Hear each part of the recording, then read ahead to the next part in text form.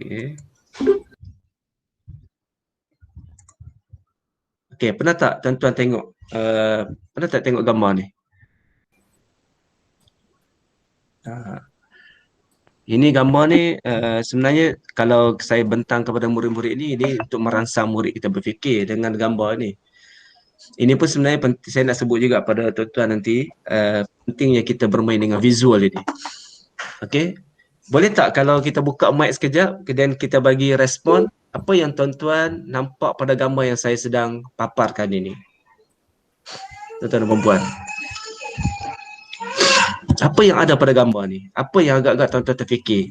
Dan kita tahu di belakang anak kecil ini yang sedang kebuluran ini ada seekor burung hering yang kita tahu dia ni adalah burung binatang pemangsa yang memakan tubuh-tubuh manusia.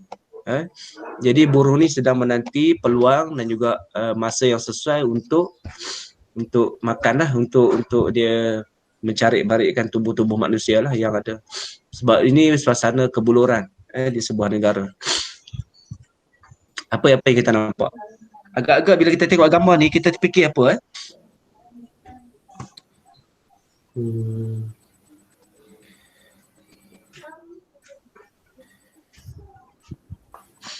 Macam tak nampak. Tak nampak? Nampak tak? Burung tu nak makan anak kecil. Okey.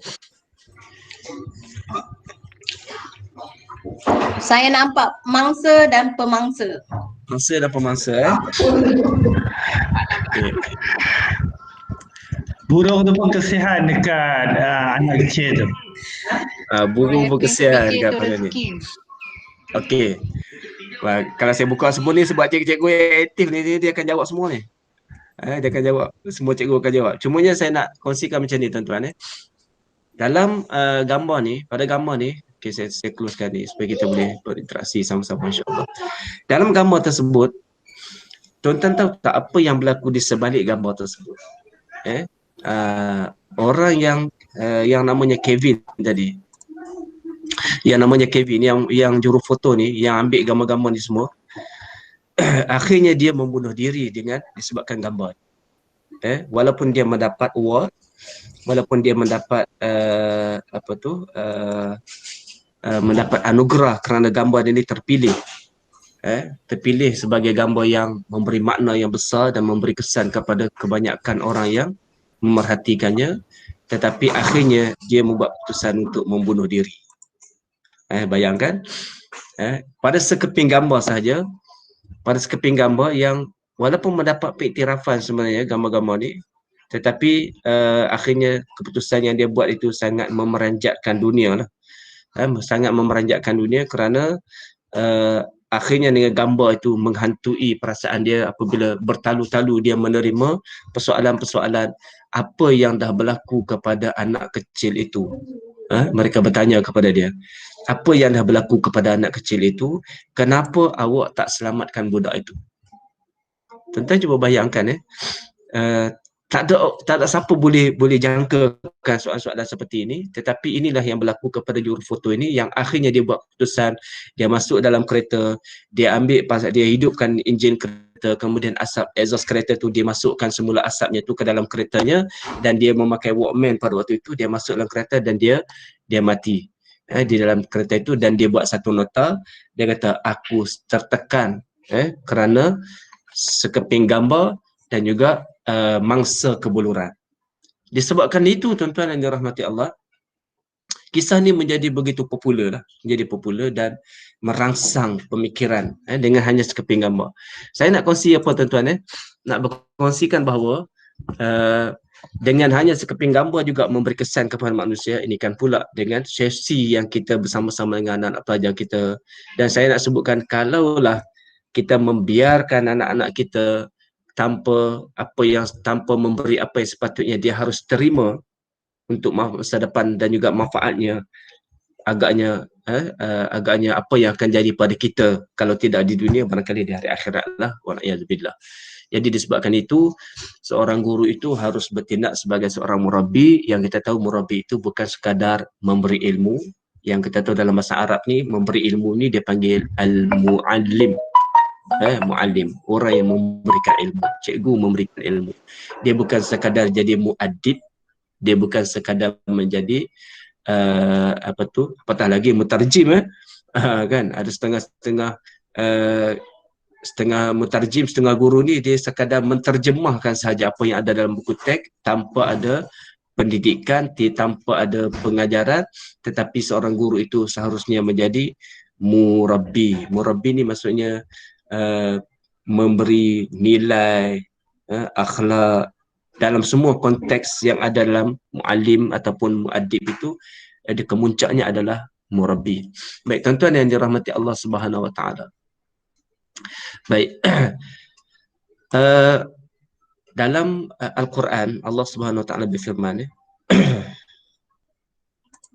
Allah sebut kepada kita, wallahu akhrajakum min butuni ummahatikum la ta'lamuna syai'an wa ja'ala lakumus sam'a wal absara wal af'idata la'allakum tashkurun. Maksudnya, dan Allah mengeluarkan kamu daripada perut ibu kamu dalam keadaan kamu tidak mengetahui sesuatu pun, dan dia mengurniakan kepada kamu pendengaran dan penglihatan serta hati, yakni akal fikiran, supaya kamu bersyukur. Berdasarkan ayat ini kita faham bahawa kita manusia ni lahir ke dunia, kita tak tahu apa-apa, we are nothing. Tetapi Allah beri kepada kita wasilah, Allah beri kepada kita perantara. Apa perantara itu? Perantara itu adalah kita punya panca indera. Allah beri kepada kita panca indera. Ya, min butuni ummahatikum la ta'lamuna syai'an wa ja'ala lakumus sam'a wal absara wal af'idah. Apa panca inderanya? As-sam'u, as-sam'a iaitulah pendengaran, wal absar iaitulah penglihatan, wal af'idah iaitulah hati. Allah beri kita ketiga-tiga kita punya tools ini. Allah berikan kepada kita untuk kita apa? La'allakum tashkurun, mudah-mudahan kamu bersyukur, dalam arti kata kamu benar-benar menjadi hamba hamba kepada Tuhan, hamba kepada Allah yang baik. Jadi tuan-tuan yang dirahmati Allah, kita kata aku ni kan dah cikgu, aku ni kan dah ada ijazah, aku kan dah ada master, dah ada PhD pun, takkanlah aku tak guna akal fikiran aku. Baik, betul.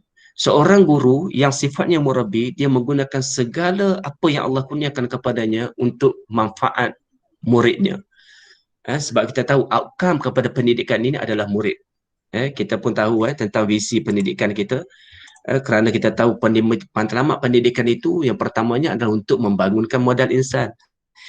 Yang kedua untuk menghasilkan minda murid kita yang celik, celik minda kepada dalam kalangan murid.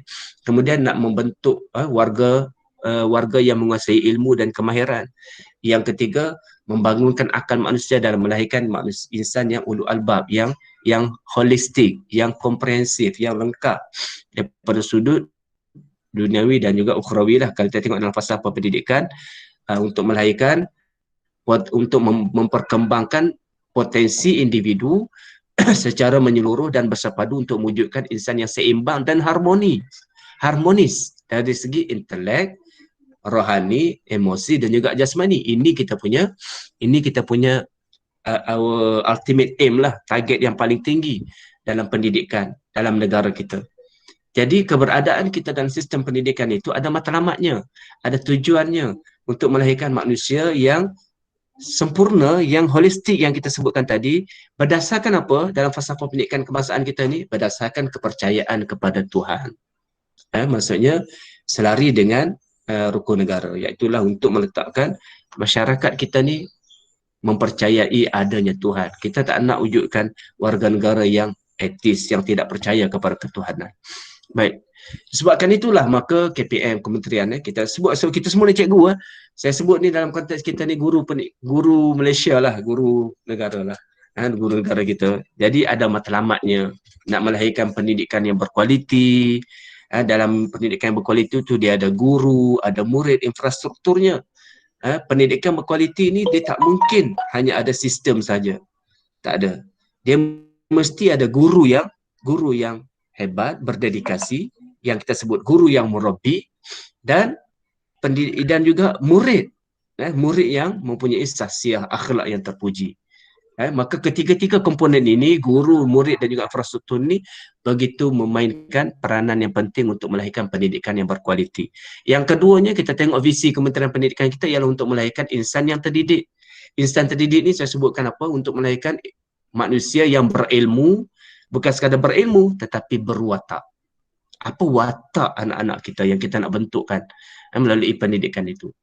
Justru itu tuan-tuan, saya sebutkan di sini, kalau kita nak lahirkan anak didik kita yang berilmu, yang berwatak, justru guru-guru juga harus mempunyai wataknya. Guru-guru juga harus mempunyai kepakaran profesionalisme dalam bidang ilmunya yang kita panggil pedagogical content,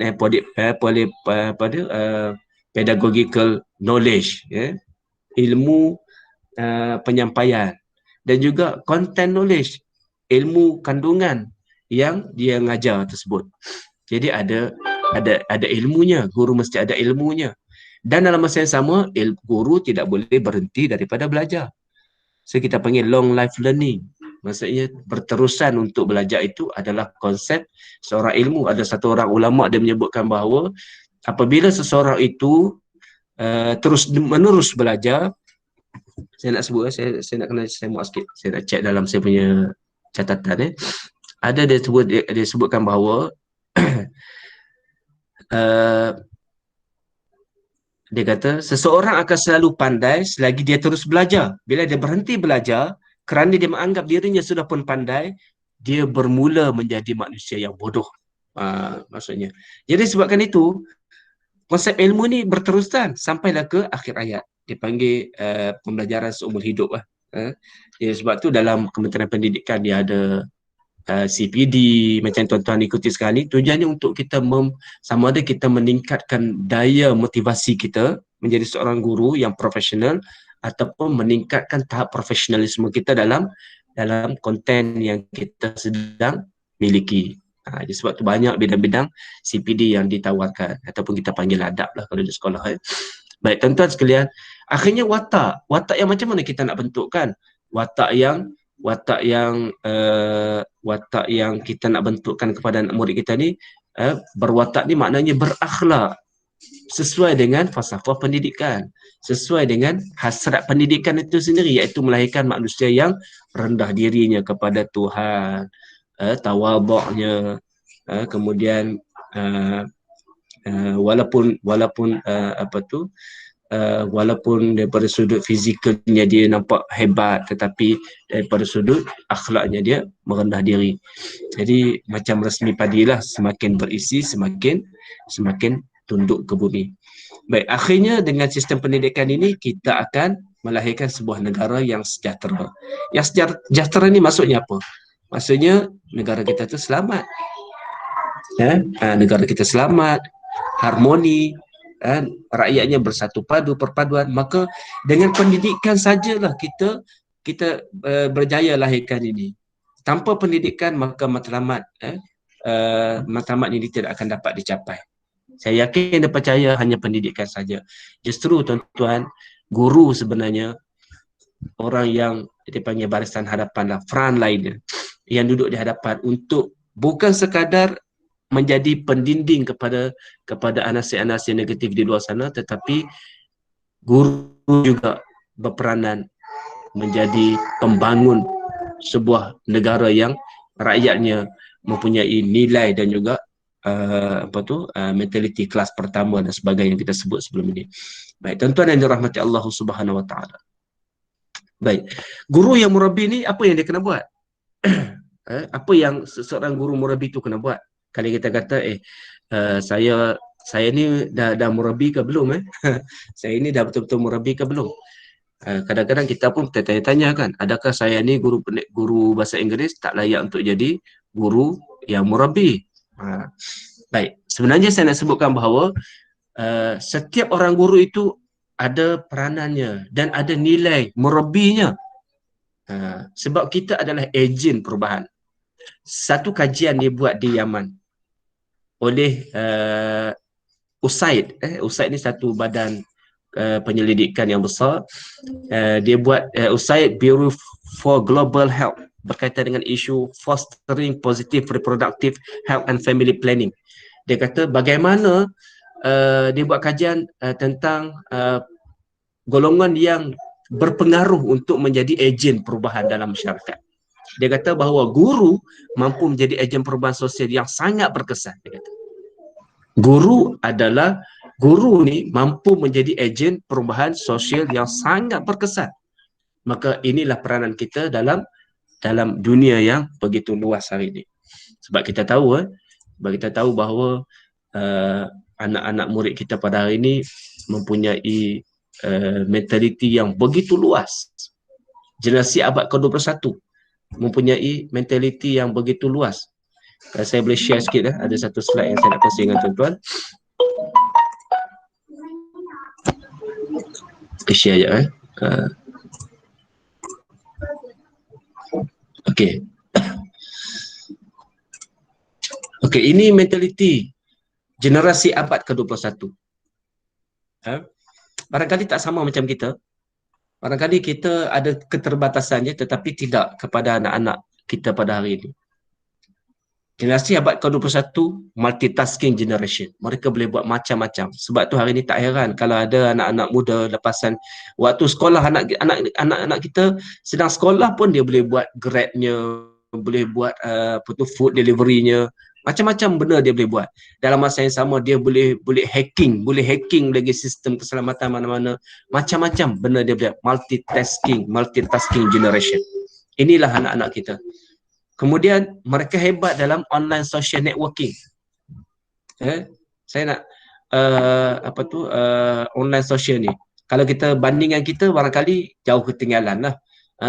Dalam dunia sosial mereka kadang luar biasa. Saya sendiri ada pengalaman yang saya rasa insya-Allah nanti saya kongsikan dengan tuan-tuan. Kalau kita dengar pun Allah sedih betul. Sedih. Kemudian ada multimedia learning. Mereka boleh belajar.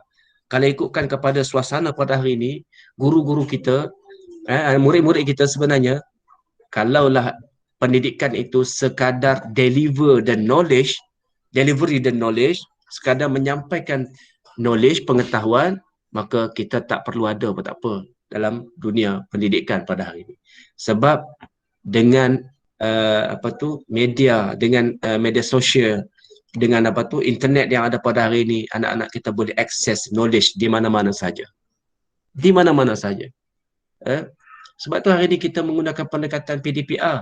Kita mengajar sikit, kemudian kita suruh anak-anak kita cari akses maklumat, cari maklumat. Sebab kita tahu maklumat dia yang boleh dapat kadang-kadang lebih canggih daripada apa yang kita boleh dapat. Multimedia learning. Mereka belajar daripada visual dan sebagainya. Online media sharing. Kita tengok dalam Facebooknya, kita tengok dalam Twitternya, barangkali kita pun tertinggal dalam bab-bab ni, tetapi mereka advance sekali. Dan yang terakhirnya saya nak sebutkan, game culture including. Sebab tu negara kita ada satu program besar untuk buat online game untuk anak-anak muda kita. Saya ada pengalaman saya nak kongsi yang saya sebut tadi kepada rakan-rakan guru yang ada kat depan. Mungkin tuan-tuan dan puan-puan ada pengalaman yang sama, guru-guru ada pengalaman yang sama, saya ada pengalaman yang sama. Saya nak kongsikan ada satu kes waktu jadi cikgu dulu. Saya bukan guru disiplin dan saya adalah guru agama dan satu-satunya guru lelaki pada waktu itu di situ, di satu sekolah itu. Kemudian datanglah saya dihubungi oleh satu orang guru. Saya dihubungi oleh satu orang guru bahasa Melayu. Dia kata, Ustaz, tolonglah. Dia sambil nangis-nangis. Dia kata, Ustaz, tolonglah saya, Ustaz. Saya kata, kenapa cikgu? Dia kata, tolonglah Ustaz, saya nak minta tolong Ustaz. Saya kata, kenapa? Dia kata, anak saya ni, anak dia tu maksudnya anak murid dia lah. Anak murid dia ni menghadapi masalah tekanan jiwa. Jadi saya pun dipanggil lah, saya pun pergi ke pusat kaunseling. Ternyata waktu tu pusat kaunseling, guru kaunseling tak boleh nak selesaikan masalah sebab dia memang tak bercakap. Bila tanya, siapa nama awak? Nama saya sekian-sekian. Itu je. Tanya, dia memang tak ada respon, no respon. Bila no respon, tidak ada komunikasi, berlaku. So tak boleh selesaikan masalah. Akhirnya dia bawa ke bilik disiplin. Kemudian saya pun pergi ke bilik disiplin. So saya duduk ke bilik disiplin tu, saya pun bincang dengan guru disiplin tu, kita nak buat macam mana ni.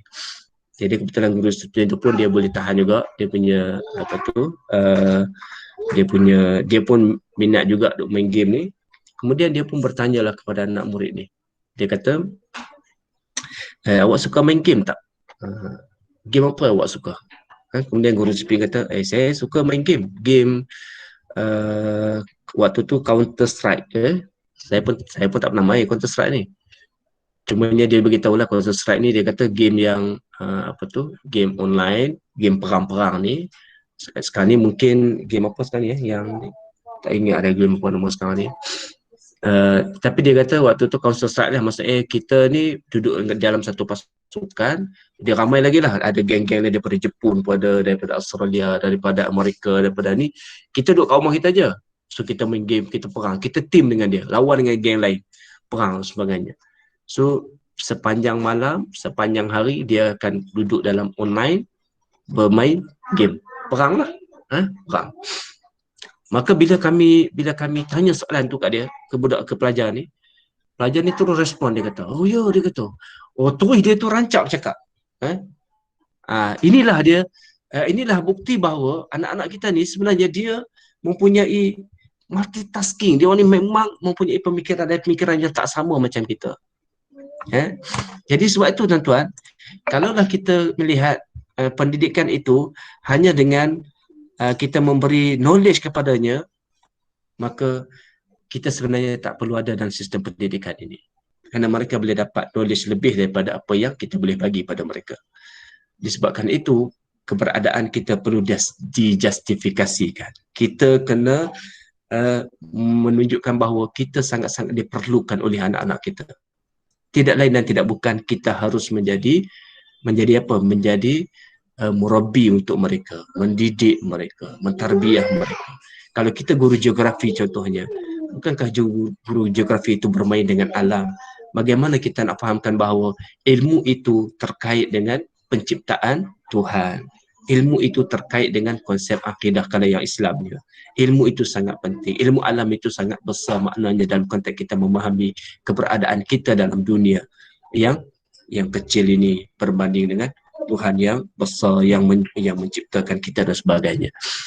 Bagaimana ini begitu sangat berperanan. Kita sebenarnya sangat berperanan untuk lahirkan anak murid kita yang akhirnya menjadikan mereka benar-benar seimbang di antara dunia dengan di antara kerohanian, di antara intelektual, di antara emosional, di antara spiritual, dan akhirnya mereka menjadi manusia yang hebatlah, yang mantap suatu masa akan datang. Baik tuan-tuan yang dirahmati Allah Subhanahu Wa Taala. Dalam satu, saya nak bawa lagi kepada tuan-tuan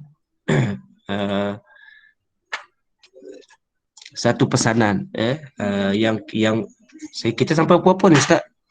Nak tanya Ustaz kan nanti terlajak pula. Sampai 10.45 lah. 10.45.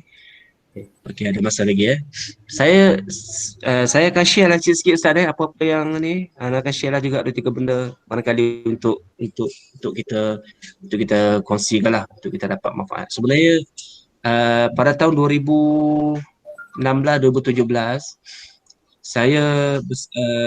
saya turun ke sekolah-sekolah. Kami turun sekolah-sekolah, jumpa dengan rakan-rakan guru. Saya tak pasti saya turun ke tidak ke Seksyen 10 ni.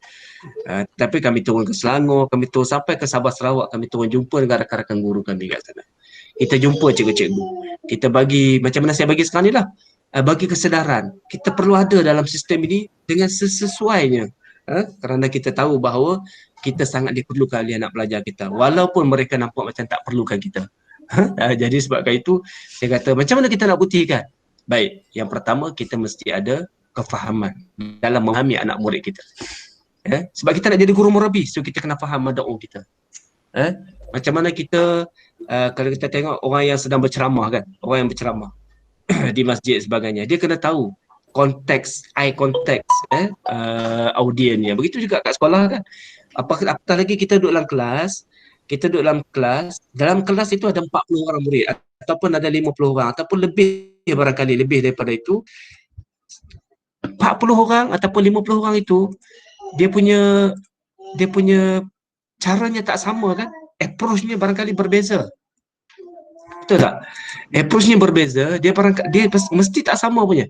dia mesti tak sama. Jadi kita jangan kita lihat bahawa anak-anak pelajar kita itu dia grab knowledge yang kita bagi, dia grab nilai, value yang kita bagi itu dengan kaedah yang sama. Tak sama. Saya ingat guru kaunseling ada maklumat tentang perkara ni.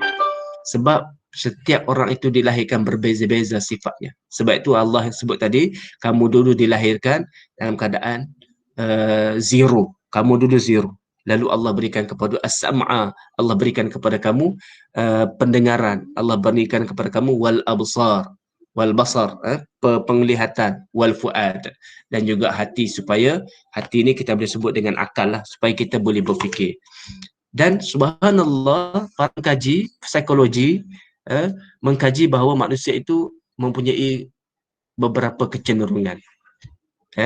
Dia ada sekurang-kurangnya ada 4 kecenderungan. Yang barangkali saya boleh share kat sini sikit lah kot. Yang pertamanya, murid kita tengok dalam 40 orang murid kita itu, barangkali di dalamnya tu ada yang saya share sikit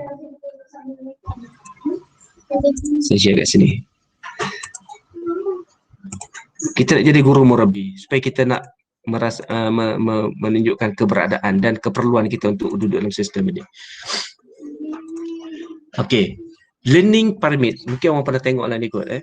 Okey, kalaulah kita mengajar dalam sekolah, kalaulah kita mengajar secara lecture, kita tahu ini kajian telah membuktikan bahawa kalau kita lecture saja, maka 5% saja benda ni akan sampai kepada pelajar kita. Kemudian 10% kalau dengan cara reading, kalau kita belajar. Kemudian 20 audio visual. Kemudian kalau dengan cara demonstrasi, kita tunjuk cara, 30% saja akan berkesan. Kemudian kalau dengan discussion, 50%. Kalau dengan practice doing, 75%. Kan kalau dengan teach others, maksudnya PLC kan. PLC yang Kementerian kenalkan pada kita tu PLC, maka kita akan memperolehi 90% ilmu yang diajarkan. Maknanya sebab tu dalam PAK 21 kita praktiskan semua benda-benda ni semua. Supaya pelajar ni belajar antara sama lain. Macam-macam lah, kereta api lah, bus stop lah, macam-macam nama dia buat supaya untuk memastikan ilmu yang kita bagi kepada anak murid kita tu berkesan. Dan bukan sekadar berkesan, dia boleh hands on, dia boleh kongsikan, dia boleh share. Ini nilai yang sedang kita terapkan melalui pendidikan. Baik. Dalam kelas kita ramai murid. Cuba kita tengok yang merah-merah ini, yang orange, yang kuning, yang biru, yang hijau, yang hitam ni kan. Ni. Kita akan barangkali inilah variasi murid-murid kita dalam satu kelas. Ada yang actively disengage, kan?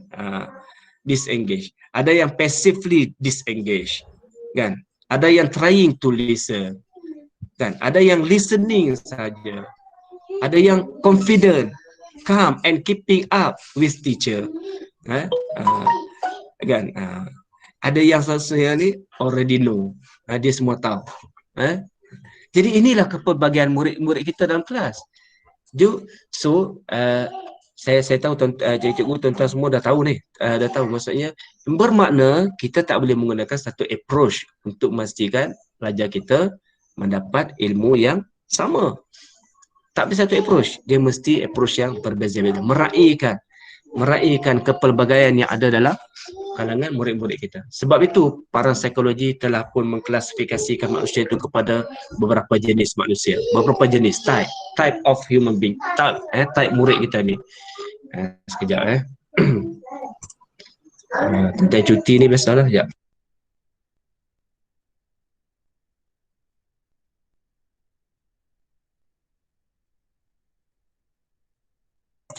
Okey tuan-tuan, okey, yang pertama, saya ingat semua orang tahu ni. Yang pertama, murid kita mempunyai ciri-ciri visual. Betul tak? Apa maksud visual? Biasanya murid yang visual ini dalam kelas kita ni, biasanya dia punya pakaiannya kemas, menarik. Dia suka kalau kita jumpa dengan dia suka sebab dia visual ni, dia punya cara dia engage tu dengan cara melihat, ada visual. Kemudian dia bercakap pun, cakap dia laju, dia tak fikir sangat perkataan-perkataan yang dia pilih ni sebab dia hanya lebih more kepada penglihatan lah, visual lah. Jadi biasanya orang yang visual ni dia akan sebut apa, saya nampak masuk awak, saya nampak masuk kamu, saya lihat kamu semalam, saya kabur, awak nampak cantik lah. Sebab dia akan menggunakan, dia automatically, walaupun kita tak nafikan, dia barangkali ada kecenderungan lain, tetapi yang lebih major, yang lebih dominan pada diri seseorang itu akan ada satu jenis type pada dia. Boleh awak jelaskan pada saya? Jadi ini adalah soalan-soalan yang biasa keluar daripada kalau anak murid kita, cikgu boleh jelaskan lagi? Saya nampak cikgu, saya dah nampak sekarang. Maksudnya ni orang yang visual. So orang yang macam ni kita menggunakan pendekatan visual lah. Sebab tu dalam kelas kita guna visual, guna gambar, guna itu, guna video dan sebagainya. Dan biasanya orang-orang visual ni dia lebih menepati masa. Kalau dia menghafal pun biasanya dia akan buat peta minda dan sebagainya sebab dia suka kepada gambar saja. Dia suka kepada peta dan sebagainya yang boleh dilihat. Okey. Jadi kalau macam tu, seorang guru murabbi, guru yang memahami anak-anaknya, kalau dia lihat anak murid yang macam ni, dia sedar bahawa dalam kelas tu ada murid yang begitu, maka soalannya pun dia kena sesuai. Dia kata, adakah kamu nampak apa yang saya maksudkan tadi? Adakah kamu nampak apa yang saya ajar? Soalan-soalan macam tu, biasanya orang anak visual ni dia akan jawab. Sebenarnya tuan-tuan, Nabi SAW lebih dahulu lagi, kalau kita buka dalam buku yang dikarang oleh Dr. Syekh Abdul Fattah Al-Khadidi, dia menuliskan bahawa antara pendidikan Rasulullah SAW antaranya ialah bertanya soalan, tunjuk gambar. Kan? Sayati ala zaman, dia kata akan datang satu zaman manusianya begini-begini. Itu adalah rangsangan supaya berlakunya visualisasi berlaku pada sahabat-sahabat. Rupa-rupanya Nabi dah lama, cumanya istilah tu dia tak pakai macam mana kita pakai sekarang ni. Sekarang ni bila dah diprogramkan banyaklah, jadi keluarlah istilah-istilah yang macam ni. Nabi dulu dah buat awal lagi. Sebab tu bila Nabi bercakap, kita tengok Nabi bila dia berceramah saja, dalam satu hadis yang panjang, Nabi berkhutbah ni dengan wajahnya yang merah padam. Bukan Nabi marah, tetapi Nabi begitu bersemangat dan Nabi beritahu bahawa ini sangat penting untuk kamu faham. Kan Nabi begitu tekankan. Kalau ada benda yang Nabi nak fokuskan, nak highlight, Nabi akan ulang 3 kali. Bila Nabi berceramah, hal ballaghtu. Inilah murabbinya Nabi SAW. Yang ambil daripada dia yang picisan sikit-sikit ni, kita ambil, kita adopt dan juga kita laksanakan dalam PDP kita, dalam pengajaran kita. Kemudian soalan-soalan lain yang boleh kita gunakan. Bagaimana kamu nampak ni Ahmad ni? Ahmad, okey, sekarang ni saya cikgu dah tunjukkan macam ni, kamu nampak macam mana? Minta pandangan dia dengan cara menggunakan terminologi, term-term yang sesuai dengan visualnya. Dengan syarat cikgu kena kenal siapa murid kita ni. Murid ni jenis visual ke ataupun jenis yang macam mana. Okey. Apabila dia nak minta kepada murid bagi perhatian, cuba lihat apa yang saya sedang katakan ni. Walaupun kita kata itu sepatutnya dia kena dengar, tetapi oleh kerana dia ni murid yang jenis visual, cuba lihat apa yang saya nak sebut ni. Jadi dia automatik akan membuat satu imajinasi dalam minda dia. Subhanallah. Hebat ni. Jadi murid-murid macam ni kita boleh bantu dia buat peta minda, kita buat slide supaya dia tengok, buat lembaran kerja, buat bahan bantu mengajar dengan supaya dia lihat benda tu. Baik, jenis yang kedua yang cikgu-cikgu kena tahu, saya kena tahu, tuan-tuan semua kena tahu, murid auditory. Murid yang dia absorb, dia ambil, serap knowledge itu dengan cara mendengar. Auditory. Murid yang auditory ni kebanyakannya dia mengingati apa yang mereka dengar. Dia sebab tu auditory ni kita tak cakap kuat-kuat dengan dia. Sebab dia ni dia punya strong learner ni, dia hebat. Dia kuat dalam bab pendengaran. Okey. Jadi bukan yang lain tu pekak tak, tetapi dia punya cara dia memperolehi sesuatu maklumat itu melalui auditory itu lebih dominan berbanding perkara lain. Perkataan demi perkataan dia akan cakap slow, word by word. Kadang-kadang ada cikgu kita jenis ni juga. Cikgu kita pun ada yang jenis auditory. Dia lebih suka bercakap. Cakap word by word. Kalau orang yang macam ni biasanya dia orang yang auditory. Belajar dengan cara mendengar. Dia biasanya, sebab tu kita tengok orang lelaki dengan orang perempuan, kebanyakan lelaki lebih bersifat auditory. Sebab orang perempuan ni biasanya dia akan buat nota, dia akan tulis nota. Sedangkan lelaki dia pergi kelas, dia dengar saja dan dia balik, dia masuk exam, dia boleh jawab exam sebab dia jenis auditory. Dia jarang buat nota, apatah lagi nak lukis-lukis pelbagai. Dan saya bukan jenis ni. Mungkin tuan-tuan juga mungkin ada yang bukan jenis dia lah. Walaupun saya lelaki memang saya dengar, kita dengar tapi dia tak faham lah sikit lah. Jom kurang kita faham kan. Okey, yang ketiga, yang seterusnya. Biasanya orang auditory ni dia suka bercakap dengan diri dia sendiri. Dia bermonolog. Dia kata aku mesti boleh. Dia akan cakap. Bila cikgu menyampaikan sesuatu, dia akan cakap, ya, okey, faham. Dia akan bagi respon dengan pertuturan dia. Okey. Tuan-tuan dan dirahmati Allah, bagi seorang cikgu yang berhadapan dengan murid-murid yang auditory ni, apabila dia tanya pada murid dia akan tanya macam mana? Dia kata, cuba kamu sebut, apa idea kamu? Cuba kamu katakan pada saya. Apa pendapat kamu? Apakah pendapat kamu senada ataupun sama seperti mana yang kawan kamu sebut tadi itu? Kamu dengar tak apa yang saya sebut? Ini soalan-soalan yang sesuai untuk mereka jawab. Dan mereka bila dia dengar tentang perkara ni, dia akan lebih cepat untuk respon. Yang seterusnya, kalau kita nak minta murid kita bagi penjelasan, beri perhatian, dia akan sebut apa? Dengar apa yang saya nak bagi tahu ni. Dengar baik-baik apa yang saya nak cakap ni. Kemudian saya nak ulang fakta. Bila mengulangi fakta, dia akan attract, dia akan tarik. Bercakap dengan nada yang sederhana. Bila kita nak sebut, jangan marah-marah dia. Sebab orang yang auditory tak suka dia marah-marah. Sebab dia bingit bila kita cakap kuat-kuat dengan dia. Okey. Baik, orang yang auditory, biasanya kalau kita nak buat apa-apa pembentangan, nak menggunakan apa-apa bahan BBM, pastikan audio kita menarik. Kalau kita guna slideshow, kita nak guna speaker ke, pastikan speaker kita tu baguslah. Kalau kita pakai speaker hak pecah, dia akan komplain. Benda tu. Sedangkan ada murid lain yang tak kisah pun. Alam, tak engkau lah speaker pecah, tak apa, aku tak kisah. Tapi bagi orang yang auditory, dia akan ambil kisah benda tu. Dia akan tengok, apalah cikgu dia mengajar speaker pun tak ada nak beli. Dia akan fikir benda tu semua. Sebab dia sangat concern, dia sangat ambil berat tentang perkara tu. Dan murid yang ketiga, yang kebanyakan murid-murid kita lah. Murid saya pun banyak juga yang macam ni. Kinestetik. Kinestetik ni maksudnya murid ni dia dengan cara hands on. Dia belajar. Cara terbaik untuk belajar dia ialah dengan cara dia buat sendiri benda tu.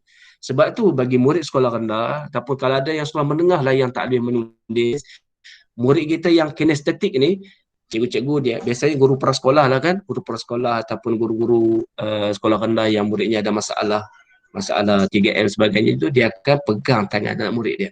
Dia akan tulis ini A, ini B, dia akan pegang sebab itu adalah cara yang terbaik untuk murid-murid yang kinestetik. Bagi murid yang kinestetik ni dia perlukan masa sikit untuk dia nak dapat satu benda yang baru. Sebab dia bukan dengan cara visual, dia bukan dengan cara audio, tetapi dia dengan cara merasai benda tu, kinestetik. Okey, kalau kita nak berinteraksi dengan dia, kalau kita nak berinteraksi dengan dia, seorang guru, kalau kita nak berjumpa nak berinteraksi dengan murid-murid yang kinestetik ni, kita akan tanya perasaan dia. Dia lebih banyak menggunakan perasaan. Bagaimana kamu rasa benda ni?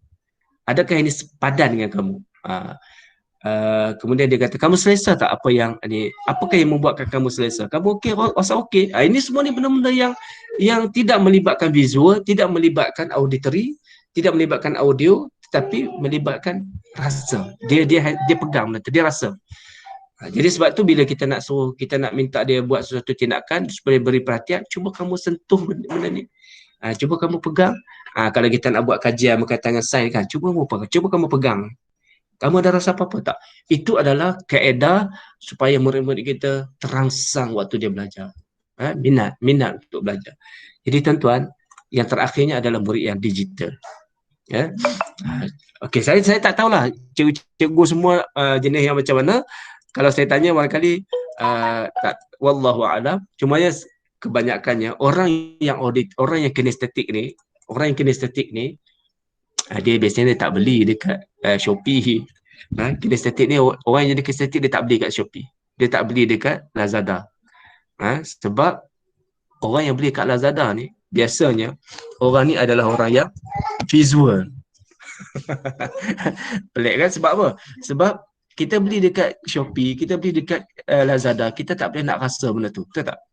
Kita beli tudung, tak maaf sebut cikgu perempuan, sorry.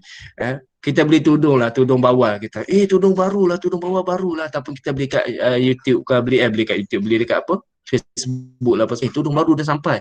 Cantik lah. Dia tak pegang pun kain tu. Dia tak sentuh pun kain tu. Tapi dia kata bagusnya kain ni. Dia terus beli. Itu orang yang visual. Bagi orang kinestetik dia bukan jenis tu. Biasanya orang kinestetik dia kata dia kena pergi kedai, dia kena pergi pakai dulu. Cantik kain dia, dia kena rasa kain tu. Kalau dia beli kasut, dia kena try dulu kasut tu. Subhanallah. Barulah dia boleh beli. Ini orang kinestetik. Ini bezanya. So cikgu orang yang jenis mana, macam mana, saya tak tahu. Tapi anak murid kita ada jenis, semua jenis ni. Semua jenis-jenis ni dia ada. Justru tuan-tuan, kemudian kita tengok lagi jenis yang terakhir ialah jenis digital. Jenis digital. Yang ni, orang yang dia digital ni, dia mesti ikut skema. Murid yang menghafal sesuatu dengan teratur, mengikut langkah-langkahnya, dia mesti ikut step by step. Kalau dia belajar pun dia ada proses ini. Dia tak boleh cross, dia tak boleh serabut, tak boleh. Dia kena buat ikut proses. Ada cikgu kita macam ni juga. Kemudian ada murid kita yang macam ni. Dia kena ajar, cikgu salah satu. Dia tak nak. Kita sikit-sikit tak nak. Jadi dia perlukan waktu yang lebih berbanding dengan jenis-jenis yang lain. Sebab dia nak proses satu-satu maklumat itu. Biasanya murid-murid yang macam ni dia akan minta maklumat terperinci. Boleh tak cikgu jelaskan lagi? Saya nak tahu lebih detail lah. Saya faham apa yang anda maksudkan tu. Saya faham. Jadi dia nak minta step. Baik, seterusnya kalau kita nak berinteraksi dengan murid yang macam ni, tuan-tuan, biasanya benda yang kita boleh gunakan ialah apa kamu fikir tentang maksudnya. Kita minta dia orang kata apa, dia try konsepkan sesuatu benda. Adakah kamu faham? Apa pendapat kamu tentang hal ini? Apa rasional kamu? Sebab semua benda ni dia perlu kepada proses. Dan biasanya orang digital itu lebih advance lah. Dia biasanya dia akan lebih majulah. Sebab apa? Sebab dia otaknya cepat untuk memproses sesuatu perkara. Jadi tuan-tuan yang dirahmati Allah, inilah hebatnya Allah Subhanahu Wa Taala bila dia bagi kepada kita sesuatu kelebihan, sesuatu orang kata panca indera, dan semuanya itu sangat berkait rapat dengan apa yang ada sekeliling kita, dan kalau kita gunakannya dengan cara yang baik, insya-Allah dia akan beri manfaat pada kita. Baik, tuan-tuan yang dirahmati Allah Subhanahu Wa Taala. Kenapa saya sebutkan benda ni? Saya sebutkan benda ni sebab apa? Sebab dengan cara begini kita benar-benar menjadi guru yang murabbi, dengan cara macam ni. Kerana murabbi ni bukan maksud kita kena pakai jubah, tunjuk kita ni hebat depan anak murid kita. Tak. Murabbi ni ialah kita berjaya grab hati anak-anak murid kita. Kita berjaya. Kita tawan hati anak-anak murid kita. Anak murid kita seronok dengan kita. Dengan itulah maka kita akan menerapkan nilai-nilai yang baik kepada anak-anak pelajar kita. Baik, seterusnya saya nak kongsikan apa yang disebutkan oleh Imam Ghazali rahimahullah ta'ala untuk kita katakan bahawa sebagai seorang guru yang murabbi itu, sebagai seorang guru, maka ada beberapa adab yang perlu dimainkan oleh guru-guru kita. Yang pertamanya, saya sebenarnya ada banyak, ada 11, tapi saya tak nak sebut 11, saya nak sebut 1 ataupun 2 saja. Yang pertama dia kata, adabul alim luzumul ilmi. Adab orang yang berilmu itu, pertamanya dia hendaklah melazimi dengan ilmu. Tidak berhenti menuntut ilmu. Maksudnya walaupun kita dah bergelar cikgu, walaupun kita dah bergelar doktor, walaupun kita dah ada PhD, dah ada ijazah, dah ada sarjana sebagainya, kita tetap perlu menuntut ilmu. Maksudnya don't stop learning. Macam tu lah dia kurang. Jangan berhenti belajar, cerita dia. Ustaz, saya dah umur 50 dah Ustaz, nak belajar apa lagi, nak mati dah 3 hari lagi. No, biar kita mati dalam keadaan kita sedang menuntut ilmu. Itu namanya mati syahid. Ustaz, di rumah saya banyak buku saya beli Ustaz, tapi nak baca, ya Allah, ampun dah Ustaz. Tak apa, beli buku itu sunnah. Sebab tanpa buku, tanpa ilmu kan. Beli buku sebab kita ada niat untuk baca satu hari nanti. Bila agak-agak kita nak baca? Bila pencen nantilah. Kalau sempat pencen, tak apalah, kurang-kurangnya ada niat. Ustaz, saya ni beli buku sejak saya mula-mula bekerja Ustaz. Gaji pertama saya dah spend dah RM100 untuk buku. Tapi baca ndak Ustaz, dah 40 tahun dah saya bekerja. Habis pencen, baca. InsyaAllah, Allah akan kurniakan kepada kita rezeki, masa yang lapang untuk baca. Ramai orang yang macam tu. Saya pun kalau tuan-tuan datang rumah, tuan-tuan boleh tengok buku saya ni. Punyalah banyak. Tapi kalau tuan-tuan tengok buku saya ni, saya dah baca ke belum? Jawabnya macam-macam lah. Ada yang tak pernah baca pun ada, tak pernah buka pun ada. Ada yang dalam plastik pun ada. Sebab apa? Sebab kita gairah membeli. Kalau pergi pesta buku antarabangsa tu sebelum pandemik dulu, kadang-kadang bawa beg troli ni, beli buku. Tapi orang tanya, baca ke? Baca kemudian, beli dulu.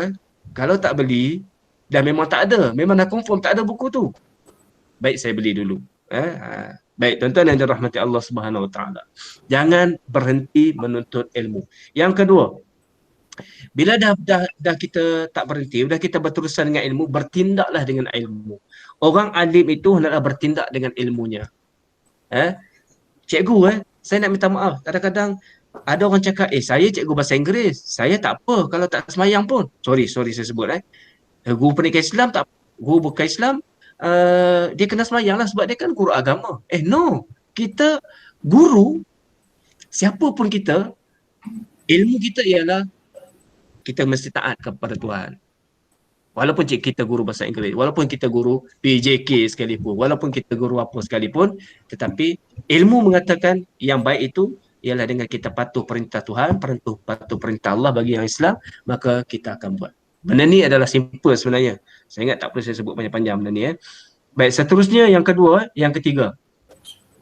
Yang ketiga, sentiasa bersikap tenang. Orang yang berilmu tu bersikap tenang dan menghadapi pelbagai persoalan. Ini adalah satu hal yang membezakan di antara orang berilmu dengan orang yang tidak berilmu.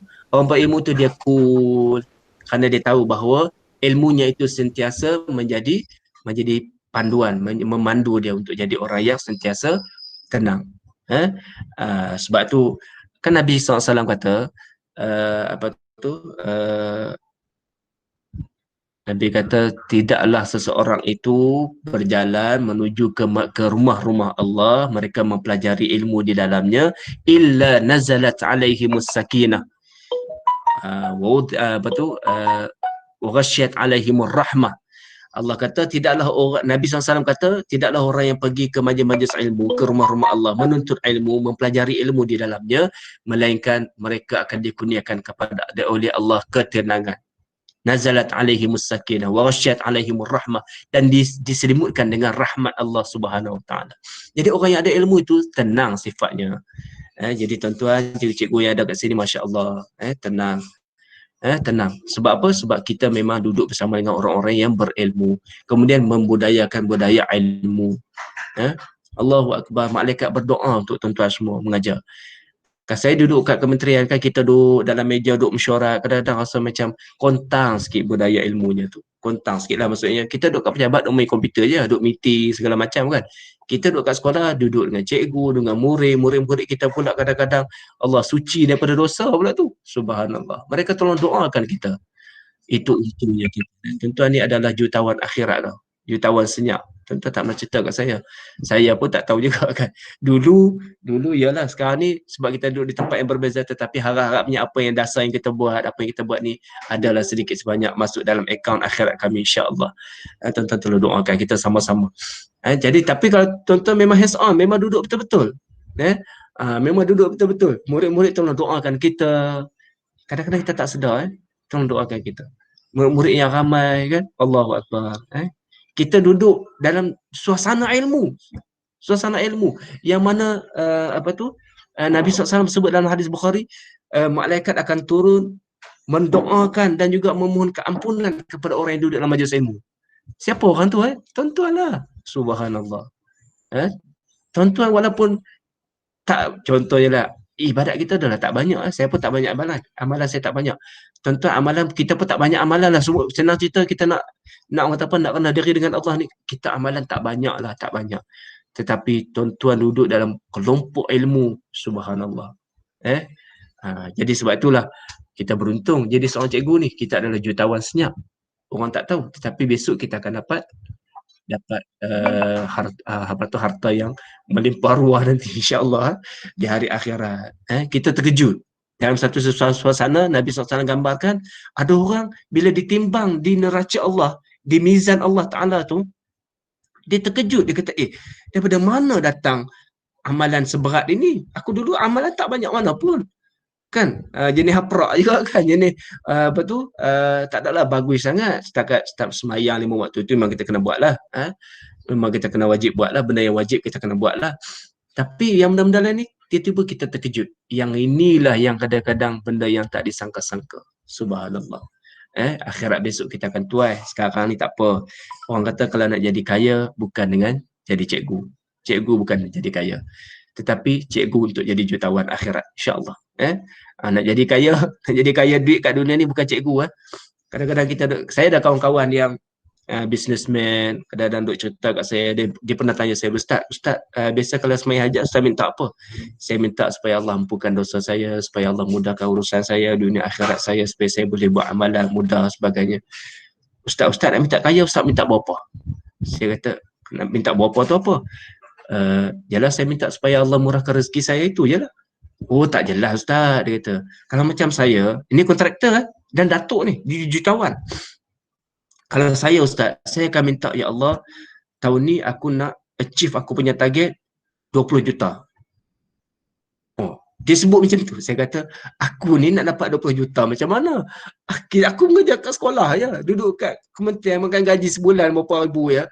Macam mana jadi dapat 20 juta nak dapat daripada mana kan? Takkanlah saya nak sebut benda tu. Saya punya gaji dah memang dah fix pun. Kecuali kenaikan tahunan tu 250 kan. Itu je. Tapi dia kata, tak, Ustaz kena sebut. Nak berapa juta tahun ni? Saya kata, yalah, Datuk boleh dah minta sebab Datuk ni buat bisnes dengan cara macam tu. Sebab tu tuan-tuan, jadi cikgu tak boleh jadi jutawan pun. Tak boleh kumpul harta banyak pun. Kecuali kalau tuan-tuan buat bisnes lain lah. Ramai juga cikgu buat bisnes lain. Tapi dengan cikgu saja, tak akan dapat apa-apa. Melainkan kita akan dapat jutawan akhirat lah, insya-Allah. Sebab tu jangan sampai kita rugi tuan-tuan. Jangan sampai kita rugi, dah lah kita dunia tak boleh nak kaya. Tiba-tiba ke akhirat juga, kita miskin papa kedana. Wal'iyadzubillah. Jadi, marilah kita sama-sama, saya nak ingatkan diri saya tak sempat nak habiskan semua ni. Yang kelima, bersikap lemah lembut dengan murid. Bersikap lemah lembut dengan murid. Yang keenam, tidak membanggakan diri. Kita tak ada siapa, walaupun kita cikgu, walaupun kita PhD, kita ni tak ada siapa-siapa, Allah yang bagi kita. PhD itu sebenarnya bukan segala macam dia tahu, dia hanya tahu bidang dia saja. Yang lain semua dia tak tahu pun. Jadi tak perlu nak banggakan sangat, tak perlu nak hebatkan sangat. Kita sama saja di sisi Allah, melainkan orang yang bertakwa. Jadi sebab itu tuan-tuan, saya pesan pada diri saya ni, bukan untuk tuan-tuan saja ni, saya pun ambil manfaat juga daripada perkongsian ini. Kita sama-sama muhasabah, adakah aku benar-benar boleh jadi guru yang murabbi? Aku dah boleh jadi mendidik anak-anak murid aku sesuai dengan perintah Allah, bukan sekadar perintah. Kalau kita kata saya tak tahu pula Allah ni suruh buat saya macam tu, sekurang-kurangnya tuan-tuan bekerjalah sebagai seorang guru untuk merealisasikan matlamat pendidikan negara kita. Itu dah memang selari dah pun. Kami dah bincang habis dah. Kami di bahagian pendidikan Islam dah tengok falsafah pendidikan kebangsaan kita ni memang sesuai dengan pendidikan ataupun falsafah pendidikan Islam itu sendirilah. Maksudnya apa yang Islam nak daripada pendidikan ini untuk menjadi manusia yang holistik, manusia yang seimbang dunia dan juga akhirat. InsyaAllah mudah-mudahan kita menjadi jutawan akhirat satu masa nanti. Kita jumpa nanti, tuan-tuan jangan lupa saya pula bantu-bantu saya, insyaAllah. Mudah-mudahan Allah Subhanahu Wa Taala kurniakan kepada kita ganjaran yang seluas-luasnya, insyaAllah. Saya kira Ustaz, saya serah pada Ustaz balik. Kita barangkali mungkin ada soalan ke apa semua. Wallahu a'lam. Silakan semula. Okey, baik. Okey Ustaz, kita nak buka sesi soal jawab, boleh Ustaz? Boleh, silakan Ustaz. Okey, baik. Okey, hadirin hadirat sekalian, sekiranya ada apa-apa soalan, boleh terus ajukan. Sama ada secara audio ataupun secara chat, saya akan bacakan nanti chat ni. Okey. Boleh dah. Assalamualaikum Ustaz. Alhamdulillah. Ya, Suzani. Soalan saya, Hmm. sekarang ni murid-murid terdedah dengan pelbagai media lah. Hmm. Abad 21, murid abad 21 ni, murid-murid lebih advance dari guru. Dengan pendidikan Islam, subjek pendidikan Islam ada di sekolah. Tapi kebanyakannya kita jumpalah murid-murid ni terpengaruh dengan TikTok lah sekarang ni khususnya. Okey. Dengan pelbagai aksi yang tidak berapa bagus. Jadi saya boleh faham lah kan, pengaruh, maknanya bukan benda yang bagus lah dia buat dalam TikTok, so tiru Okey. benda yang tak bagus. Jadi macam mana kita nak memantapkan lagi lah untuk guru-guru pendidikan Islam ni. Mungkin tu dilema lah sebab kita mengajar agama tapi tidak memberi kesan kepada murid-murid sekarang ni, apalagi kita tak boleh nak bersemuka. Tak semualah, mungkin dalam 20% murid-murid terlibat dengan benda-benda macam ni. Okey. Baik, soalan tu susah nak jawab tu Sebabnya dia bukan dalam kawalan kita secara 100%. Sebab TikTok tu bukan hak milik kita. Kalau kita boleh kawal, memang kita kawal lah kan. Cumanya apa yang kita boleh buat di peringkat kita. Pertamanya kita bagi kefahaman kepada murid-murid kita ini pentingnya untuk dia menjaga muruah ataupun maruah diri dia. Yang menjadi masalah sekarang ni bukan TikTok tu sebenarnya. Sekarang ni kita tengok ramai para asatizah, ustaz-ustaz kita yang memanfaatkan TikTok tu untuk kebaikan. Yang isunya sekarang ni apabila ada di kalangan murid-murid kita, bahkan bukan murid-murid lah. Kita tengok hari ni yang menjadi gelombang orang kata apa ikut-ikutan ni adalah artis sendiri. Apabila kita tengok ramai orang yang cuba untuk nak tiru budaya-budaya yang tak baik, arti-arti daripada barat ni. Ini semua ni adalah hasil daripada kefahaman murid kita sendirilah. Pertamanya saya mengambil prinsip macam ni Ustazah. Minta maaf kepada guru-guru barangkali apa yang saya nak sebut ni mungkin guru-guru tak berapa nak setuju tapi saya turun ke sekolah-sekolah saya akan cakap macam ni. Pertamanya jangan salahkan murid dulu. Jangan salahkan murid dulu. Saya bagi tahu kepada ni. Kalau saya dekat sekolah pun saya kata salah saya lah sebab saya tak bagi penjelasan kepada murid-murid saya ni dan juga penjelasan itu tak mampu untuk nak membina sedaran dia. Kadang-kadang kita hanya bagi maklumat tetapi maklumat itu tidak boleh membantu dia punya kesedaran, tidak boleh membentuk kesedaran dia. Akhirnya dia tak sedar benda tu. Jadi ada benda yang perlu saya perbaiki. Ada benda yang perlu saya ubah cara penyampaian saya supaya anak-anak murid saya faham. Nak main TikTok okay, it's fine. Sekarang ni dulu kita tak risau dengan Instagram, dengan Twitter dan sebagainya. Sekarang ni TikTok lah. Gelombang TikTok pada hari ni. Begitu dahsyat. Apa yang kita boleh buat ialah kita mendominasi sesuatu medium itu dengan cara kebaikan. Contohnya saya ada kumpulan ustaz-ustaz saya juga. Kadang-kadang kita fikir macam mana kita nak mengimbangi apa yang ada dalam Facebook contohnya. So kita alhamdulillah kalau tuan-tuan perasan sejak PKP banyak sangat ceramah-ceramah agama ada dalam Facebook. Ya kalau yang dulunya kurang betul kan? Sebabnya apa? Sebab kalaulah program-program agama ni tak ada dalam Facebook, maka kita akan tengok dalam Facebook tu semuanya kebanyakannya adalah program-program yang merosakkan. Bukan saya suruh ustaz-ustazah masuk TikTok tapi nak beritahu bahawa bagi tahu kepada anak murid kita kalau kamu nak main TikTok tak apa tetapi kamu buat benda-benda yang baik. Buat benda-benda yang boleh membina orang lain, yang boleh memberi kesedaran pada orang. Ramailah, saya tengok dalam TikTok pun ada juga yang bagus-bagus. Saya tak install TikTok ni. Tapi saya tengok yang duk sampai ke dalam kita punya WhatsApp group sebagainya kan, dia pada TikTok ni ada yang positif-positif, yang banyak-banyak. Jadi atas kita lah, maksudnya kita nak pilih yang mana. Kita nak pilih yang boleh bawa kepada kebaikan ataupun yang boleh merosakkan. Dan biasanya saya pegang pada prinsip apa lah, saya pegang kata aku kena buat sesuatu lagi. Guru-guru pendidikan Islam kita kena cari lagi jalannya macam mana. Macam mana kita nak buat supaya anak-anak murid kita ni tak ada masalah dia nak main TikTok tetapi dia post benda-benda yang baik. Dia post benda yang baik dan dia tinggalkan benda-benda yang tak baik tu insya-Allah. Yang ni perlu kepada kesedaran lah. Yang ni tugas kita.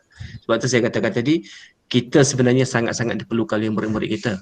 ramai sangat orang yang dah menyesal, yang kita tengok kisah-kisah orang yang dah bertaubat, yang dah orang kata apa, berhijrah ni, dia kata apa? Dulu tak ada siapa pun yang bagi tahu saya. Sehinggalah datang satu orang ustazah ni, dia cakap kat saya. Maknanya apa? Penting ustaz-ustazah ni, penting orang-orang yang nasihat ni, penting guru-guru kita ni. Kadang-kadang hidayah tu dia tak datang daripada ustazah, tak datang daripada seorang ustaz, tetapi dia datang melalui seorang guru bahasa Inggeris. Subhanallah.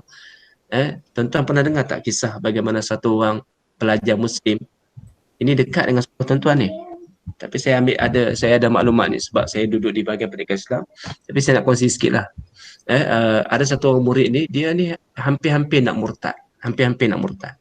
Bayangkan apabila dia nak murtad, dia pergi jumpa dengan kawan-kawan dia banyaklah. Ada beberapa isu yang saya rasa tak perlu saya dedahkan kat sini, tapi nak beritahu bahawa dia nak murtad sehinggalah dia pergi jumpa dengan satu orang guru India. Guru India ni guru bukan Islam. Guru bukan Islam, dia ni Kristian. Tapi guru India ni, dia kata, kenapa awak nak murtad? Kenapa awak nak murtad? Mesti ada yang tak kena dengan awak. Jadi disebabkan itu, kalau kita kata, ya habislah budak ni kan murtad dah. Tetapi alhamdulillah guru India ni saya tak sure dia mengajar subjek apa, tapi dia ni menyelamatkan akidah budak ni. Subhanallah. Dia menyelamatkan akidah budak ni dan akhirnya budak tu tak dia murtad. Maksudnya, kan pelik cerita ni kan. Hidayah tu dia barangkali datang daripada sesiapa saja. Sebab tu kita sentiasa mencari peluang-peluang ni. Saya nak kongsi dulu waktu saya duduk di Keningau. Keningau ni banyakkannya bukan Islam lah, banyakkan bukan Islam. Tetapi saya tahu bila ada orang macam saya ni, ustaz-ustaz yang datang ni, memang dia agak memberi sedikit ancaman sikit lah kepada, terutamanya kepada murid-murid yang beragama Islam ni. Tetapi saya mengambil pendekatan, saya berkawan dengan semua orang, termasuklah guru-guru bukan Islam, termasuklah masyarakat dan Muslim di sana. Sehinggalah saya dijemput untuk pergi ke kampungan mereka. Dia orang cakap dengan bahasa Murut, saya pun jawab lah. Saya kata aku tak mahu cakap. Saya cakap bahasa Murut lah. Saya boleh berseloroh dengan orang dan mereka, saya boleh kenal mereka sayang kat saya. Sebab apa? Sebab kita tak ada masalah dan ada di antara mereka yang memeluk Islam disebabkan apa yang kita tunjukkan kepada mereka. Ini satu kejayaan yang besar lah. Saya tak pernah, tak adalah kata awak ni sesat lah, awak kena masuk. Tak. Dia orang datang, dia kata saya nak masuk Islam. Saya kata, awak dah fikir habis-habis? Ya, saya dah fikir. Saya bagi peluang pada dia. Akhirnya dia buat keputusan lah, itu keputusan dia. Dan saya bersyukurlah, maksudnya daripada apa yang kita tunjukkan kepada mereka itu. Baik tuan-tuan, saya tengok ada satu soalan ditunjuk kepada saya ni. Ustaz, bagaimana nak mentarbiah murid-murid yang keras hati, tidak mau mendengar hal yang baik, malah mereka menjadi guru-guru nasihat? Baik tuan-tuan, saya nak kongsi satu pengalaman. Pengalaman saya waktu saya di KL. Waktu saya mengajar di KL, saya tak sure Ustaz, saya dah kongsi ke belum. Tapi sebelum ni saya pernah kongsi dengan satu saya tak ingat mana. Tapi nak beritahu bahawa saya pernah mengajar di satu sekolah. Sekolah ni subhanallah, saya sampai ke sekolah tu, saya first posting dekat sekolah KL tu. Saya tak nak sebut sekolah mana, nanti tuan-tuan barangkali kenal sekolah ni. Kemudian saya sampai dekat pos dia tu, besoknya saya kena lapor diri, hari ni saya pergi lapor diri. Besok saya kena pergi lapor diri, hari ni saya pergi tengok dulu sekolah tu sebab takut sesat. Saya ni tak biasa sangat KL ni. Kemudian saya pergi sekolah tu, saya jumpa dengan pos jaga tu. Pos jaga tu kata, pos jaga di India, dia kata, oh cikgu baru ke sini? Dia kata, saya baru, besok saya datang. Oh cikgu, ini sekolah kan banyak teruk, dia kata. Ini sekolah kan, ini semua, cuba kita tengok itu, sekolah semua picah-picah semua. Sekolah tu baru setahun tuan-tuan. Sekolah tu baru setahun, dia buka Januari. Saya pergi lapor diri Mac. Subhanallah. Saya pergi kat situ, dia cuba tengok itu pintu, itu tingkap, cermin, semua sudah picah, dia kata. Ini budak banyak jahat dia kata. Jadi saya waktu tu punyalah terkejut, saya kata, aku ni betul sekolah ni, dia orang hantar aku sekolah ni. Tapi tak apalah, saya cakap, tak apalah ni. Besoklah saya datang ni, tengoklah apa pecah-pecah ke apa semua. Saya hadap je lah. Esok nak kena lapor diri. Jadi besok saya datang. Saya nekatlah hati kita. Dalam hati saya kata, ya Allah, kalaulah betul tempat ni baik untuk aku. Jadi ini tuan-tuan, saya nak aja satu doa. Mungkin boleh ambil. Doa kalau kita baca, kita masuk di sesuatu tempat. Kalau kita nak pergi sekolah, kita bacalah doa ni. Allahumma rabbi adkhilni mudkhala sidqin wa akhrijni mukhraja sidqin waj'alni min ladunka sultan nasira. Dalam surah Al-Isra ada doa ni. Surah Al-Isra. Rabbi adkhilni mudkhala sidqin wa akhrijni mukhraja sidqin waj'alni min ladunka sultanan nasira. Ya Allah, masukkan aku, Allahumma adkhilni mudkhala sidqin, di tempat yang benar, dan keluarkan aku daripada tempat yang benar. Dan doa masa sujud tahajud lah, baca doa tu. Ini saya nak sebut lah ni, tapi boleh baca juga waktu kita nak masuk satu tempat yang baru, di tempat-tempat yang ni, supaya kita diberikan hidayah petunjuk yang baik. Saya pergi kat situ, saya baca ada doa ni, saya kata, ya Allah, kalau tempat ni baik untuk aku, kau jadikan aku ni orang yang boleh membawa kebaikan kepada mereka, dan juga aku mendapat kebaikan daripadanya. Jadi saya masuklah ke sekolah tersebut, jumpa kemudian penolong kanan pentadbiran, penolong kanan 1 waktu tu, dia pun sambut saya. Dia kata, Ustaz, macam saya dah kenal lama kat sekolah tu, saya dah dikenali. Ustaz, dah lama kami tunggu Ustaz. Saya kata, kenapa? Ustaz lah satu-satunya ustaz kat sekolah ni. Subhanallah, rupanya ustaz seorang kat situ. Saya lah ustaznya. Rupanya dia tunggu-tunggulah. Orang kata macam Imam Mahdi jugalah kan. Kan, Al-Muntazar lah.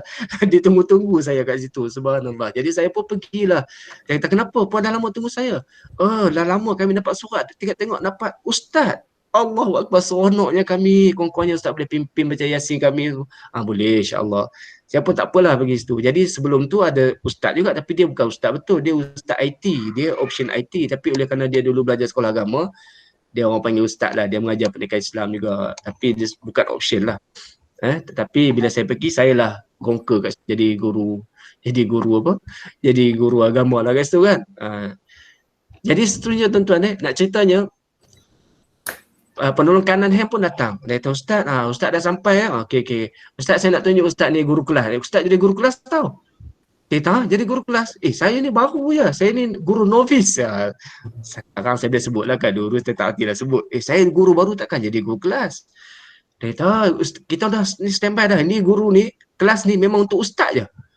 Saya, kenapa? Guru-guru lain tak boleh, tak makan samban. Saya kata, macam mana puan boleh tahu kata aku ni yang boleh handle budak-budak ni kan. Rupa-rupanya tuan-tuan, tahu saya kena jadi guru kelas kat mana? Guru kelas yang tadi yang semalam Anil tu kata ni guru kelas semua pecah semua ni, pintu semua pecah. Itulah kelas saya. Subhanallah. Saya sampai kat sekolah tu, saya sampai kat kelas tu, saya kata, la ilaha illallah, hampa ke yang guru pintu sekolah, kelas tak ada pintu, tak ada tingkap ni. Memang dahsyat budak-budak sana. Tapi saya, yalah, kita jiwa muda kan, waktu tu muda lagi, tak kahwin lagi pula tu kan, sabar walaupun tak tahan juga akhirnya kan. Tapi saya kata, tapi apa yang saya buat Ustazah Ustazah Wan, saya buat macam ni. Saya setiap malam, ini tipsnya kan, bila kita dah jumpa benda yang kita tak boleh nak kontrol, benda ni kalau kita nak cakap baik-baik, dia memang tak nak dengar. Dia memang tak nak dengar kita, sebab dia tahu kita nak betulkan dia kan. Tak apa-apa lagi kalau budak-budak ni, anak-anak murid saya ni memang orang KL, saya bukan orang KL, tapi dia orang KL, kemudian dia ni orang yang loaded tau. Dia orang ni pecah kereta, curi handset, jual handset. Dia orang ni ada duit, Cikgu pun tak pakai handset waktu tu, handset butterfly waktu tu. Handset butterfly tu mahal waktu tu, 1,900 ke. Waktu tu, sekarang ni memang per duit je lah, tak ada harga dah pun. Waktu tu kita pakai Nokia 3310 sen je. Cikgu waktu tu. Tapi dia orang boleh pakai handset yang mahal-mahal. Jadi kalau kita nak betulkan dia orang, apalah sangat dia orang nak dengar. Dia orang memang tak nak dengar. So, dengan siapa saya bercakap waktu tu? Saya bercakap dengan Allah. Zani saya beritahu, memang malam-malam saya bangun, saya doakan untuk mereka. Saya doakan untuk anak murid saya ni. Kalau ada 40 orang, itulah guru saya pesan, kau bila kau jadi cikgu nanti, kau senaraikan murid-murid kau ni. Satu persatu sebutkan. Yang mana yang kau rasa perlu didoakan, kau doakan dia. Saya doakan semua anak murid saya. Saya sebut nama satu persatu. Ya Allah, kau tolonglah anak muridku ni. Kau bantulah dia. Berilah hidayah pada dia. Lembutkan hati dia. Kuatkan hati aku. Semua. Saya doalah setiap malam saya sebut. Termasuklah doa yang saya baca tadi tu. Nak ditakdirkan Allah Subhanahu Wa Taala, tak sampai sebulan saya duduk kat situ, saya dah ada satu kes. Ada murid ni dia lawan saya. Terang-terang dia lawan saya. Dia kacau budak-budak lain. Waktu saya mengajar, akhirnya saya hilang sabar. Saya tarik dia pergi ke kantin. Saya kata, saya dah hilang sabar. Saya anak muda, awak pun anak muda. Jangan sampai saya hilang kesabaran, awak hilang kesabaran. Jadi saya pesan gitu kat dia lah. Dia pun terkejut juga. Dia kata, ish. Dia pesan, dia cerita kat saya lah. Dia kata, apa ustaz nak buat ni kan? Saya pun dudukkan dia, saya pergi kantin, saya kata, bawa air. Saya nak minta air. Saya bawa air, saya bagi dia minum. Saya nak tanya awak, apa masalah awak? Rupanya budak ni adalah kepala gangster dekat bandar tu. Kat situ, tempat tu, Bandar Tun Razak tu lah. Dia otai lah, kira orang kata orang lama kat situ, kemudian dia ni memang gangster kat situ. Budak-budak semua takut kat dia. Kalau guru-guru kacau dia, memang habis lah. Macam guru tu kayak macam tak selamat lah. Tapi oleh kerana saya tak tahu benda tu, saya tak tahu sebenarnya. Kalau saya tahu barangkali saya pun tak buat benda tu. Tapi oleh kerana saya tak tahu, saya tarik dia, saya pergi ke kantin, saya kata awak ni gini. Kemudian saya bagi minum air, saya kata, awak, saya tanya satu soalan yang barangkali sangat menyentuh hati dia. Barangkali ini pertolongan Allah. Saya tanya dia, awak boleh baca Quran tak? Saya tanya soalan tu. Dia kata, saya boleh baca Quran, tapi dah 8 tahun saya tak baca. Dia dah tingkatan 5. Saya kata macam ni lah, saya boleh tolong awak, saya boleh ajar awak. Tapi dengan syarat awak kena disiplin datang jumpa saya setiap petang. Awak datang pukul 2 petang, habis waktu sekolah awak datang jumpa saya ajar awak free of charge. Awak tak perlu bayar apa-apa, tak perlu fikir apa-apa, awak datang aja. Saya tunggu di surau, saya ingatkan petang tu saya tunggu di surau, dia takkan datang. Apa-apanya subhanallah, Allah gerakkan hati dia, dia datang kat saya. Dia belajar sehingga waktu tu tersampak saya dengan guru PKM. Guru PKM kata, ni ada masalah apa lagi ustaz ni? Cikgu-cikgu sana minta maaf sebut, cikgu-cikgu saya minta maaf sebut lah. Kadang-kadang kita sendiri yang menciptakan ini pada minda anak-anak kita, dalam hati anak-anak kita, membina kebencian kepada anak-anak kita, kepada guru-guru. Guru-guru dia pada waktu tu PKM kata apa? Ini mesti ada masalah ni kan? Dia buat kes lagi kah? Saya kata tak, dia datang sebab dia baca Quran dengan saya. Guru ni kata, baca Quran? Terkejut dia, macam budak ni tak pernah baca Quran, tak pernah kenal Quran ni. Saya kata tak, dia datang baca Quran ke saya. Ini hari pertama, besok dia akan datang lagi. Alhamdulillah, besok dia datang, lusa dia datang, kemudian dia jadi budak yang baik tuan-tuan. Dia menjadi budak yang baik, subhanallah. Jadi pada waktu itulah dia buat pengakuan. Dia macam-macam dia mengaku. Dia kata, Ustaz, nak tahu dekat sekolah ni tak ada orang yang boleh, tak ada orang yang rasa nak dekat dengan kami. Tak ada. Ustaz yang datang kat kami. Ustaz yang datang kat saya. Ustaz yang tanya,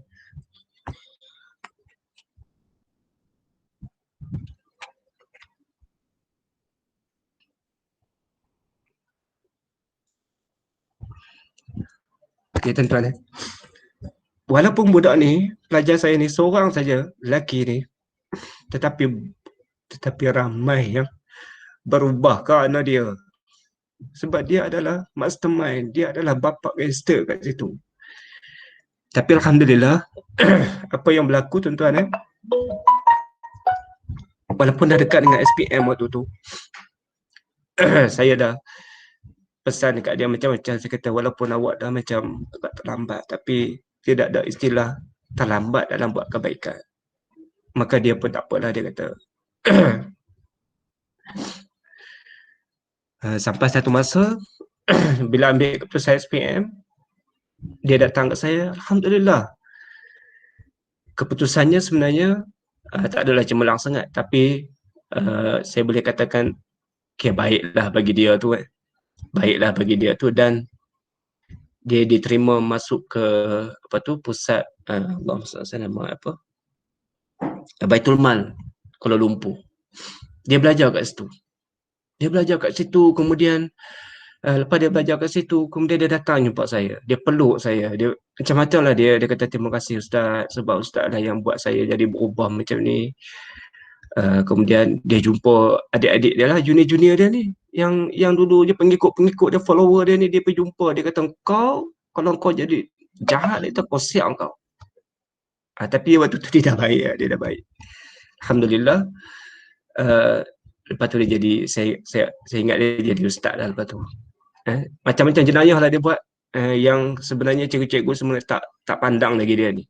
Tunggu dia ni nak kena, dia bukan nak kena buang, dia memang dah kena, dia masuk lock up pun. Tapi oleh kerana dia pelajar, di apa tu di Kak Jamin dan sebagainya. Tunggu dia habis lah, habis belajar lantak kau lah. Tetapi alhamdulillah barangkali dengan doa cikgu sekalian, doa kita ni very strong lah.